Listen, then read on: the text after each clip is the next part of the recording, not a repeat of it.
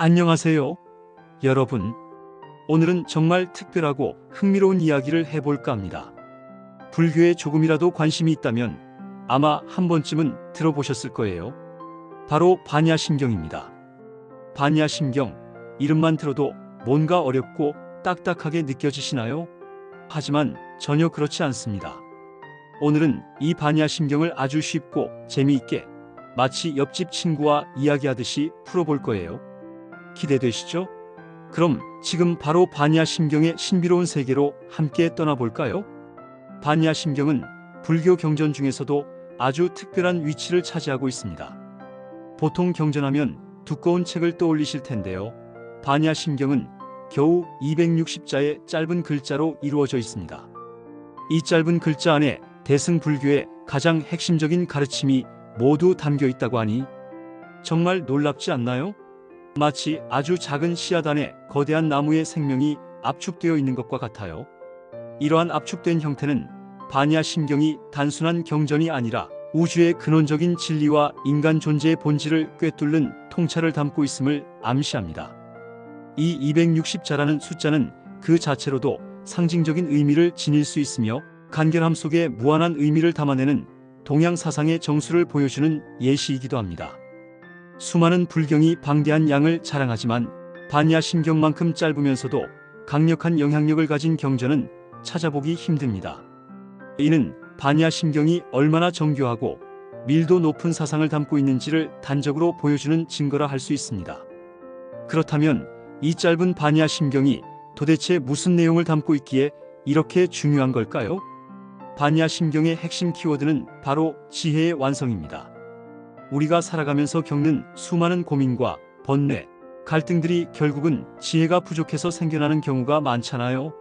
지혜가 부족하면 옳고 그름을 판단하기 어렵고 사물의 본질을 꿰뚫어 보지 못해 겉모습에 현혹되거나 일시적인 감정에 휩쓸리기 쉽습니다. 하지만 반야심경은 이러한 번뇌로부터 벗어나 참된 행복에 이르는 길을 제시해주는 지혜의 보고라고 할 수 있습니다. 여기서 말하는 지혜는 단순히 지식의 양을 의미하는 것이 아니라 사물의 본질을 꿰뚫어보는 통찰력과 세상의 이치를 이해하는 근원적인 깨달음을 말합니다. 이러한 지혜가 완성될 때 우리는 비로소 삶의 진정한 의미를 발견하고 평화로운 마음으로 세상을 살아갈 수 있게 됩니다. 마치 짙은 안개 속을 헤매다가 갑자기 안개가 걷히면서 눈앞의 풍경이 선명하게 드러나는 것처럼 반야심경의 지혜는 우리 삶의 안개를 걷어주고 명확한 길을 보여줍니다. 이 지혜는 외부에서 주어지는 것이 아니라 우리 스스로 내면을 탐구하고 성찰함으로써 얻어지는 것입니다. 반야심경을 이야기할 때 빼놓을 수 없는 분이 계시죠. 바로 관자재보살님입니다. 관자재보살님은 세상의 모든 소리를 관찰하여 중생의 고통을 덜어주는 분으로 알려져 있습니다. 단순히 고통을 덜어주는 것을 넘어 고통의 근원을 제거할 수 있도록 지혜를 일깨워주는 역할을 하십니다. 이 관자재보살님께서 아주 깊은 깨달음을 얻는 순간, 즉 깊은 반야바라밀다를 행할 때 우리가 흔히 말하는 오온이 공함을 비춘다는 가르침을 얻게 됩니다. 여기서 오온이 뭐냐고요?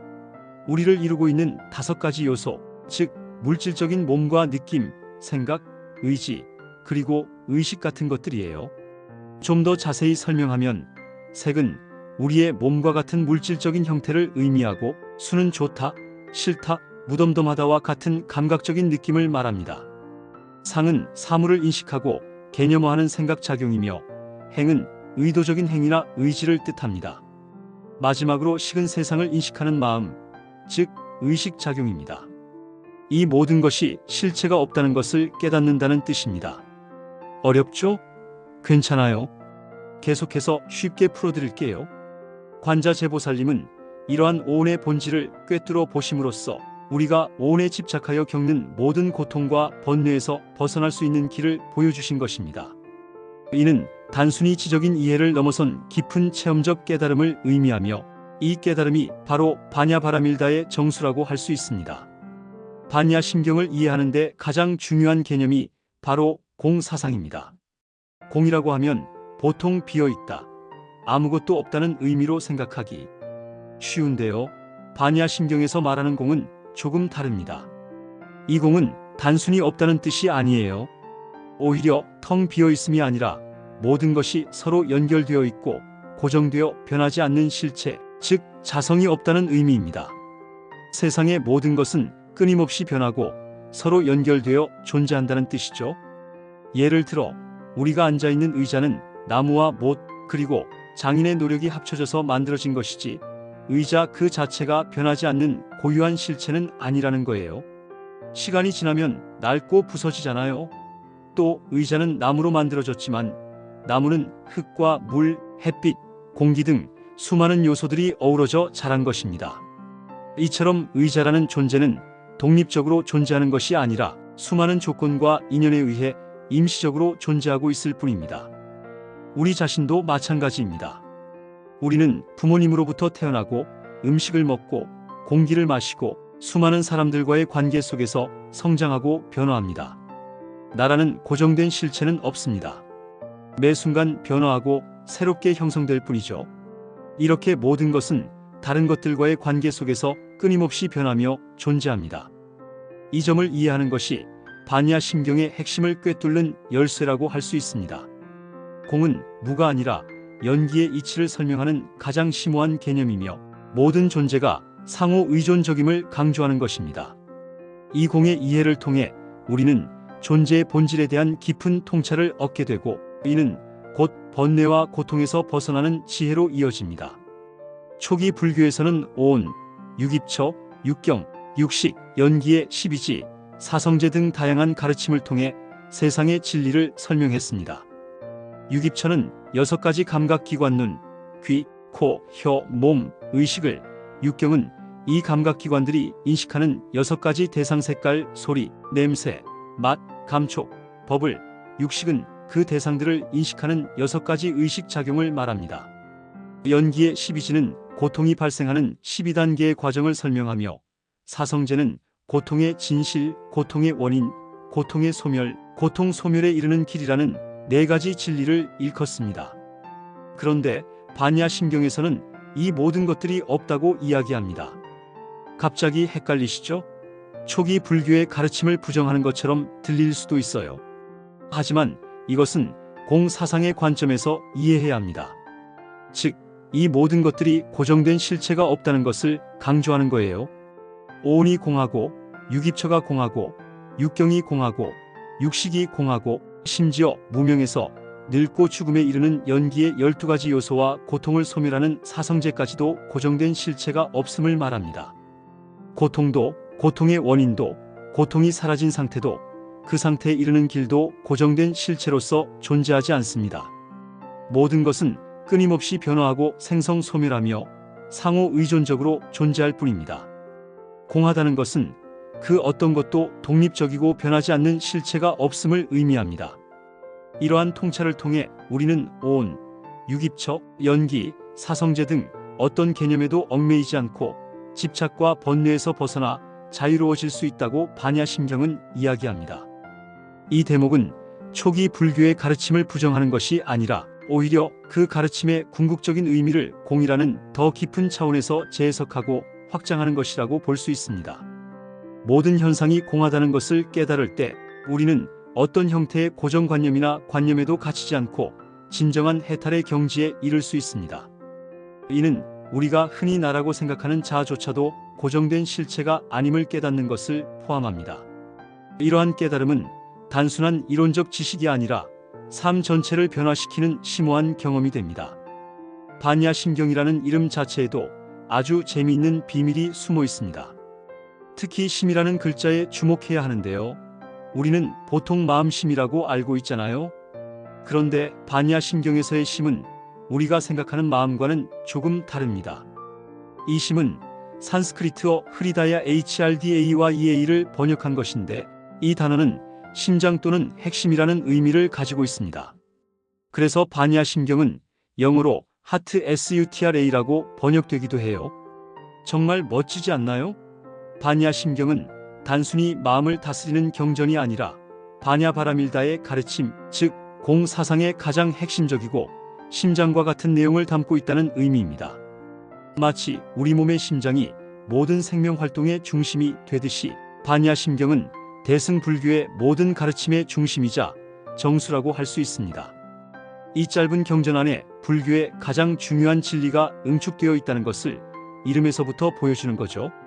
심장이라는 의미를 통해 반야심경이 얼마나 중요한지를 강조하고 있으며, 이는 곧 반야심경을 이해하는 것이 불교 전체를 이해하는 데 필수적인 열쇠가 됨을 시사합니다. 이처럼 경전의 이름 하나에도 깊은 의미와 통찰이 담겨 있다는 사실은 반야심경이 얼마나 정교하게 구성된 경전인지를 다시금 느끼게 해줍니다. 단순한 번역의 문제가 아니라 그 의미의 깊이를 전달하기 위한 선택이라고 볼 수 있습니다. 이렇게 깊은 의미를 가진 반야심경은 수많은 사람들에게 영감을 주었고 다양한 해석과 해설이 이어져 왔습니다. 인도에서 시작되어 중국, 한국, 일본 등 동아시아 전역으로 전파되면서 각 지역의 문화적, 철학적 배경과 만나 새로운 해석의 꽃을 피웠습니다. 김진태 박사님처럼 초기 불교의 관점에서 공사상을 새롭게 해석하여 기존의 동아시아 불교권 해석이 바르지 않았음을 지적하는 분도 계시고, 원영 스님처럼 유튜브를 통해 대중에게 반야심경을 쉽고 재미있게 전달하는 분들도 계십니다. 이러한 다양한 해석의 존재는 반야심경이 단순히 과거의 경전이 아니라 오늘날에도 여전히 우리에게 유효한 메시지를 던져주고 있음을 보여줍니다. 경전의 진정한 가치는 시대와 환경에 따라 끊임없이 재해석되고 새로운 의미를 찾아가는 과정 속에서 더욱 빛을 발합니다. 때로는 고전적인 해석이 현대인의 관점에서는 이해하기 어려운 부분도 있을 수 있습니다. 하지만 그렇다고 해서 그 가르침 자체가 무의미해지는 것은 아닙니다. 오히려 현대적 언어와 방식으로 재해석함으로써 더 많은 사람들에게 다가갈 수 있는 기회가 될 수 있습니다. 각자의 시각과 경험에 따라 반야심경을 이해하고 받아들이는 방식은 다를 수 있지만, 결국 궁극적인 목표는 모든 존재의 본질인 공을 깨닫고 번뇌에서 벗어나 자유로운 삶을 살아가는 것입니다. 이러한 해설들은 반야심경이 가진 무궁무진한 가능성과 생명력을 증명하며 우리가 이 경전을 더욱 깊이 이해하는 데 중요한 길잡이가 되어줍니다. 반야심경은 비록 짧은 경전이지만 그 안에는 우리가 세상을 이해하고 살아가면서 겪는 모든 고통의 근원과 그것에서 벗어나는 방법에 대한 지혜가 담겨 있다고 해도 과언이 아닙니다. 이 지혜는 단순히 지적인 유희를 위한 것이 아니라 우리의 실질적인 삶에 적용되어 고통을 줄이고 행복을 증진시키는 강력한 도구입니다. 세상의 모든 것이 끊임없이 변하고 실체가 없다는 공의 진리를 깨닫는다면 우리는 어떤 상황에서도 흔들리지 않고 평온을 유지할 수 있을 것입니다. 사랑하는 사람과의 이별, 재물의 손실, 명예의 실추 등 우리를 괴롭히는 수많은 일들이 결국은 고정된 실체가 없으며 끊임없이 변화하는 현상임을 이해하게 됩니다. 이러한 이해는 우리가 집착하고 고뇌하는 대상들로부터 자유로워지게 하며 진정한 내면의 평화를 찾을 수 있도록 돕습니다. 번뇌와 집착에서 벗어나 진정한 자유와 행복을 누릴 수 있는 지혜로운 삶, 반야심경이 우리에게 알려주는 바로 그 길입니다. 이 길은 외부적인 조건에 좌우되지 않는 내면의 풍요로움을 추구하며 모든 존재가 상호 연결되어 있음을 깨닫는 삶입니다. 우리가 세상을 있는 그대로 바라볼 때 우리는 더 이상 외부적인 요인에 의해 흔들리지 않으며 자기 자신과 타인 그리고 세상 전체에 대한 깊은 연민과 이해를 가질 수 있게 됩니다. 이는 삶의 모든 순간을 감사하고 소중하게 여기는 마음으로 이끄는 궁극적인 지혜입니다. 자, 어떠셨나요? 어렵게만 느껴졌던 반야심경이 조금은 친숙하고 재미있게 다가오셨기를 바랍니다. 반야심경의 가르침은 우리의 일상생활 속에서도 얼마든지 적용될 수 있습니다. 아침에 마시는 커피 한 잔, 출근길에 마주치는 사람들의 얼굴, 저녁 노을의 아름다움 등 모든 순간순간이 변화하고 새롭게 생성되는 공의 현상임을 알아차릴 수 있습니다. 주변의 모든 사물과 현상이 고정된 것이 아니라는 점을 인식하고 집착과 편견 없이 세상을 바라본다면 삶이 훨씬 더 가볍고 자유로워질 거예요. 특정 사물이나 관계에 대한 과도한 집착은 우리를 고통스럽게 만들지만 모든 것이 임시적이고 변화하는 것임을 이해할 때 우리는 더욱 유연하고 평화로운 마음을 가질 수 있습니다. 오늘 이 영상을 통해 반야심경에 대한 작은 씨앗 하나를 마음에 심으셨기를 바랍니다. 이 씨앗이 자라 여러분의 삶에 지혜의 꽃을 피우기를 진심으로 응원합니다. 이 바냐 심경의 지혜를 통해 더 풍요로운 삶을 살아가고 싶다면 오늘부터 바냐 심경의 구절들을 천천히 음미하며 자신만의 깨달음을 찾아보는 것은 어떨까요? 짧은 경전이지만 매일 한 구절씩 읽고 묵상하는 것만으로도 여러분의 삶에 놀라운 변화를 가져다 줄 것입니다. 또한 바냐 심경과 관련된 다양한 해석서나 강의를 찾아보는 것도 좋은 방법입니다. 불교 경전을 처음 접하는 분들에게도 바냐 심경은 가장 좋은 출발점이 될 수 있습니다. 왜냐하면 짧지만 핵심적인 내용을 담고 있어 부담 없이 시작할 수 있기 때문입니다. 여러분의 삶에 진정한 행복과 평온이 가득하시기를 기원합니다. 바냐 심경의 깊은 지혜가 여러분의 삶의 길을 밝혀줄 것이라고 믿습니다. 다음 영상에서도 더 재미있고 유익한 이야기로 찾아뵐게요. 구독과 좋아요, 알림 설정 잊지 마세요. 여러분의 적극적인 참여가 저에게 큰 힘이 됩니다. 이 지혜로운 여정에 동참해 주셔서 감사합니다.